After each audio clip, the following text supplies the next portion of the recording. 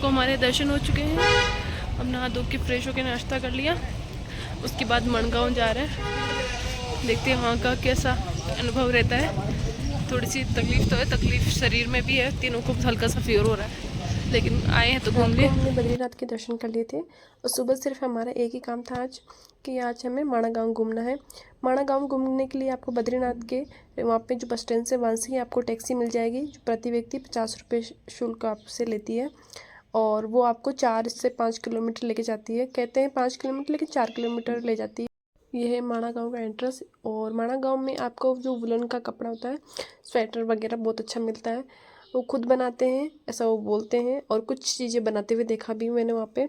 लेकिन मुझे लगता है कि जो यहाँ पे जो चीज़ें लेने की बजाय हमें बद्रीनाथ के धाम के आसपास जो चीज़ें वहाँ से लेनी चाहिए। यहाँ पे थोड़ी महंगी देते हैं ये लोग, शायद मुझे लगता है ये नीचे से लाते हैं, कुछ चीज़ें खुद बनाते हैं। तो आप देख सकते हो, शॉपिंग कर सकते हो। और फर्स्ट गुफा थी यहाँ पे, जो पहला स्थान आया वो थी गणेश गुफा। यहाँ पे वेद व्यास जी के कहने पर या उनके बोले गए शब्दों को गणेश जी ने महाभारत लिखी थी यहाँ पर। तो ये चलो मैम हम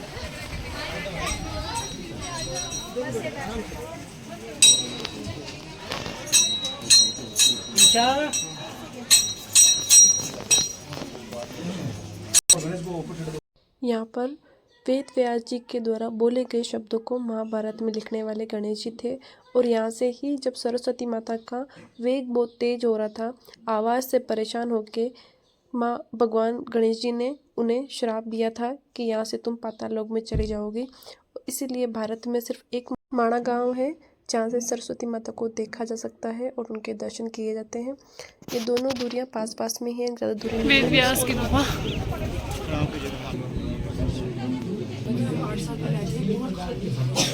इसके आगे वेद व्यास जी की गुफा है जहाँ पर इनकी कुछ मूर्तियाँ रखी गई और पूजा पाठ होती है। यहाँ पे इन्होंने तप किया था।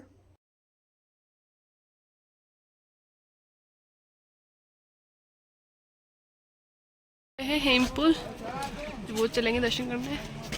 ये है माणा गांव का व्यू। और वेद व्यास जी के मार्गों का दर्शन। अब नेक्स्ट आगे। और यहाँ से ही थोड़ी दूर चलने के बाद सरस्वती का उद्गम स्थल आता है। और जब पांडव द्रौपदी के साथ स्वर्गलोक जा रहे थे, उस समय इस सरस्वती नदी को पार करना मुश्किल हो रहा था।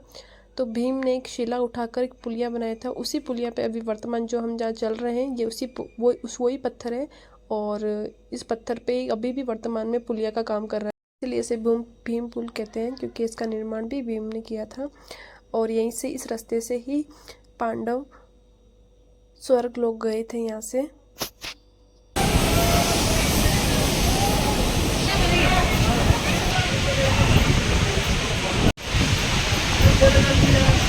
दिख रहा पूरा और पत्थर यहाँ पे एकदम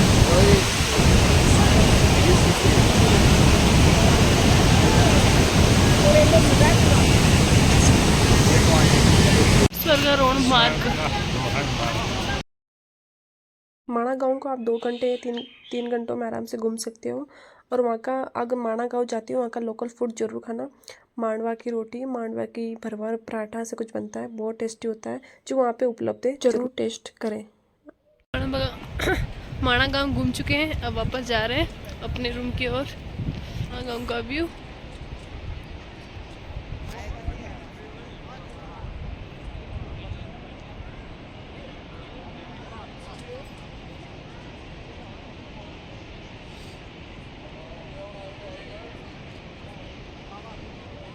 माणा गांव जब घूमते हैं, ये दुकानें आपको देखने को मिलती है।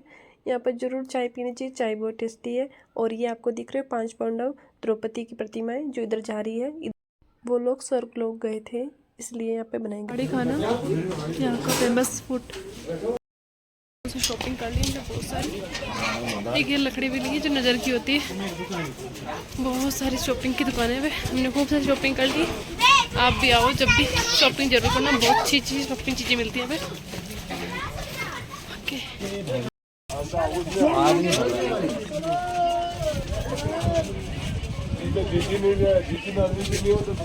माणा गांव घूमने के बाद हम वापस बद्रीनाथ जा रहे थे। सेम रेट लगता है, आने का भी आपको 50 रुपये देना पड़ता है प्रति व्यक्ति टैक्सी में, और जाने का भी 50 रुपये देना पड़ता है। और ये कुछ फ़ोटो हमने वहाँ की माणा गांव की खींची थी। इससे आगे और भी 4 से 5 किलोमीटर कुछ झरने वगैरह है, लेकिन हमारा स्वास्थ्य थोड़ा ख़राब था इसलिए हम ज़्यादा आगे नहीं गए।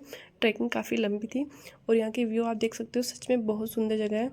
अगर आपके पास टाइम हो और आप स्वस्थ हो तो काफ़ी जगह है वहाँ पे विजिट करने के लिए, घूमने के लिए। अगर आपको मेरा माणा गांव का वीडियो अच्छा लगता है तो लाइक शेयर एंड सब्सक्राइब जरूर कीजिए।